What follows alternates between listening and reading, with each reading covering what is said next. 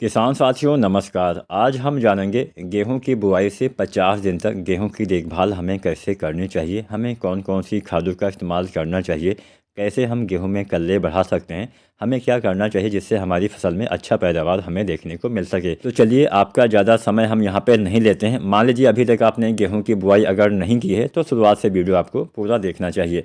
तो गेहूं की बुआई आपको समय से करना है, समय से सिंचाई, समय से खादों का इस्तेमाल करना है। बुआई आपने की, बुआई के समय कुछ खादें हम डालते हैं।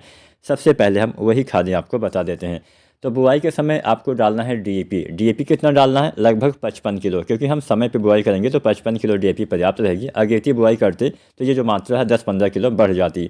तो यहाँ पे 55 किलो डीएपी हो गया। अब डीएपी के साथ आपको यूरिया भी सिंचित अवस्था में डालना होता है, जहाँ पे अच्छी नमी होती है, जहाँ पे सिंचाई के अच्छे संसाधन होते हैं, वहाँ पे बुआई के समय भी हम यूरिया डालते हैं। तो अगर आप डालते हैं तभी डालिए, अगर आप नहीं डालते हैं बुआई के समय तो यूरिया मत डालिए। तो बुआई के समय यूरिया लगभग 20 से 22 किलो आपको इस्तेमाल करना चाहिए। अब इसके साथ में आपको इस्तेमाल करना है पोटास। जो एमओपी पोटास 60% वाला आता है, इसका इस्तेमाल करिए। कितना डालना होता है? पोटास 25 से 30 किलो डालना होता है। ये तो पहला फार्मूला हो गया।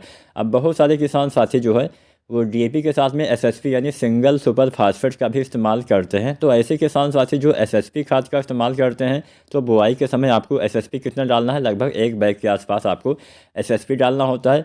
आपको डीएपी डालना है लगभग 35 से 40 किलो। इसके साथ में आपको डालना है वही यूरिया 20-22 किलो या 25 किलो तक, और साथ में पोटास आपको डालना है लगभग 25 से 30 किलो। तो यहाँ पे हमने दोनों फार्मूले आपको बता दिए। आप चाहें तो पहला फार्मूला अपना सकते हैं, केवल डीएपी के साथ बुआई कर सकते हैं। आप चाहें तो डीएपी के साथ एसएसपी खाद के साथ भी बुआई कर सकते हैं। साथ में अगर आपका थोड़ा सा बजट है तो आप कोई भी ग्रोथ प्रमोटर का इस्तेमाल करिए। जैसे सागरिका आती है, तो सागरिका जो दानेदार आती है 2 तरह से आती है। एक आती है सागरिका जेड प्लस प्लस, एक आती है सागरिका गोल्ड। दोनों में से कोई एक आपको इस्तेमाल करना है। 10 किलो पर एकड़ के हिसाब से गेहूं की बुआई के समय जो भी आप खादों का इस्तेमाल करते हैं उसे में आपको सागरिका मिला के प्रयोग कर देना है। अच्छा लाभ मिलता है। सागरिका में बहुत सारे माइक्रो न्यूट्रिएंट्स पाए जाते हैं, यानी सूक्ष्म तत्व पाए जाते हैं जो पौधे के विकास को बढ़ावा देते हैं, जड़ विकास, कल्ले के विकास में बढ़ावा देते हैं। मान लीजिए आप बुआई के समय सागरिका न डाल पाए हों तो बुआई के 10 दिन तक आप सागरिका 10 किलो तक डाल सकते हैं। इसके बाद नहीं डालना है। बुआई के 10 दिन तक ही आपको दानेदार वाला डालना चाहिए। बाद में डालना है तो आप सागरिका लिक्विड डाल सकते हैं। 250 ml से 500 ml आपको सागरिका लिक्विड कब डालना है? कल्ले निकलते समय डालना होता है, तो अच्छा लाभ मिलता है। तो ये तो बात शुरुआती वाली खाद की हो गई। अब इसके बाद जब हमारी फसल 20-25 दिन की होती है तब हम पहला पानी लगाते हैं। 21 से 25 दिन का समय पहला पानी लगाने के लिए काफ़ी परफेक्ट माना जाता है। तो सबसे पहले पहला पानी लगाइए, हल्का हल्का सिंचाई करिए, और हल्की सिंचाई करने के बाद आपको कुछ खादों का इस्तेमाल पहले पानी के बाद करना होता है। जैसे हम यूरिया डालते हैं तो पहले पानी पे कितना यूरिया डालना है? 1 बैग यानी 40-45 किलो यूरिया पहले पानी पे किसान साथियों आपको गेहूं की फसल में इस्तेमाल करना होता है। अब जब आप यूरिया डालते हैं तो यूरिया के साथ में आपको डालना है जिंक सल्फेट। जो जिंक आता है 33% वाला, लगभग आपको 5 से 6 किलो या 7 किलो तक इस्तेमाल करना है। या फिर जो 21% वाला जिंक आता है, लगभग 8 से 10 किलो आपको इस्तेमाल करना है। तो ये दो चीज़ें, यूरिया और जिंक, आपको इस्तेमाल करना है। साथ में तीसरा चीज़ आपको मिलाना है सल्फ़र। जो सल्फ़र आता है 90% वाला, 4 से 5 किलो इस्तेमाल करिए। अब यहाँ पे यूरिया, जिंक और सल्फ़र अगर आप इस्तेमाल करते हैं तो फ़ायदा क्या मिलता है? आपके कल्ले अच्छे आते हैं, आपके पौधे में फुटाव अधिक होता है, जड़ों का विकास होता है, पौधे में भोजन अच्छे से बनता है, पौधे में हरापन, चमक, ये सब आपको देखने को मिलता है। अच्छे कल्ले पाना है तो सल्फ़र ज़रूर डालना है। सल्फ़र से नाइट्रोजन की क्षमता काफ़ी बढ़ जाती है। जो आप यूरिया डालते हैं वो यूरिया ज़्यादा लगती है, जिससे पौधे में हरापन, कल्ले का फुटाव अधिक आपको देखने को मिलता है।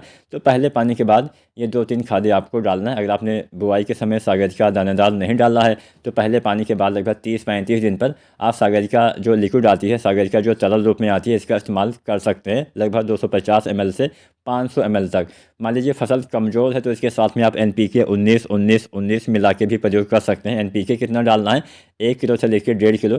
सागरिका 250 से 500 ml तक आपको डालना है। ये दो चीज़ें 30 से 35 दिन पे डालना है। NPK वगैरह तभी डालिए जब पौधे कमज़ोर हो, अन्यथा डालने से कोई ज़्यादा फ़ायदा नहीं मिलेगा। इसके बाद में जब हम अपने गेहूँ में दूसरा पानी लगाते हैं, दूसरी सिंचाई करते हैं, तो दूसरी सिंचाई के बाद हमें फिर से यूरिया डालना होता है। दूसरी सिंचाई के बाद हमें यूरिया लगभग वही 1 बैग के आसपास डालना होता है, यानी 40 से 45 किलो यूरिया दूसरा पानी लगाने के बाद भी डाल देना चाहिए। इसके बाद हम कोई भी खाद मिट्टी में इस्तेमाल नहीं करते हैं। हम जो भी डालते हैं उसका हम छिड़काव करते हैं। जैसे हम डालते हैं NPK 05234 और बोरोन।